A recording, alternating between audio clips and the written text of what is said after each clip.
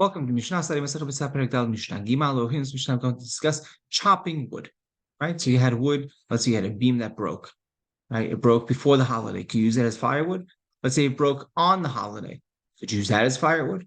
Right? That's going to be our Mishnah. So you can't go ahead and chop wood from beams. Right? Like you had a beam. Nor from a beam that broke. Right. So meaning what? You can't go if you had a collection, a pile of beams, you can't go ahead and take from there. Or you also can't take from a korah, a beam that broke on Yom Tov. I had the words over here on Yom Tov. Hanabam does this because just to make sense of the next Mishnah, and I'm going to add an extra line over here. When are you allowed to go ahead and chop wood? You could chop wood from a beam that broke prior to Yom Tov. If it broke Erev Yom Tov, then you could do so. And when you do so, en mevakein, right? Now the next line of the Mishnah, lo bakordom, velo b'magal, velo b'megera, ela bekofis.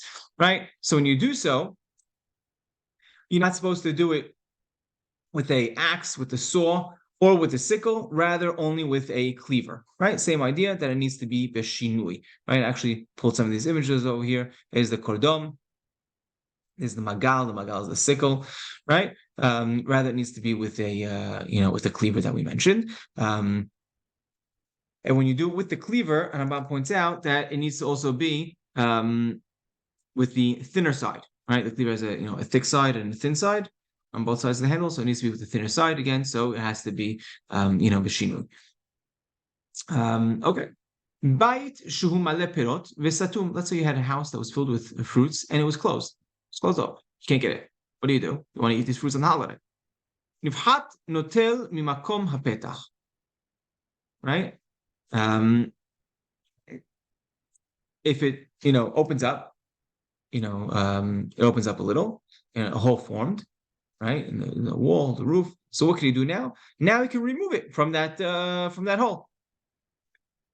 Comes Rabbi Meir. What does Rabbi Meir say? Rabbi Meir comes and says you can even make the hole and the chatahila and then take from it. Okay, so what's Rabbi Meir saying? Obviously, Rabbi Meir can't be saying that you can go ahead and break cement walls on the holiday. That's considered stiyah. Right? That's considered breaking. So what does he allow you to do? If it's, let's say you had bricks piled one on top of the next, but without any cement in between. Right? So you can go ahead, according to the Meir, and remove those bricks to make a little hole and then take the fruits from inside. Halakha is not like Rabbi Meir. You can't go ahead and do this, the chatahila. But if a hole formed, then you can go ahead and take these fruits out of this building.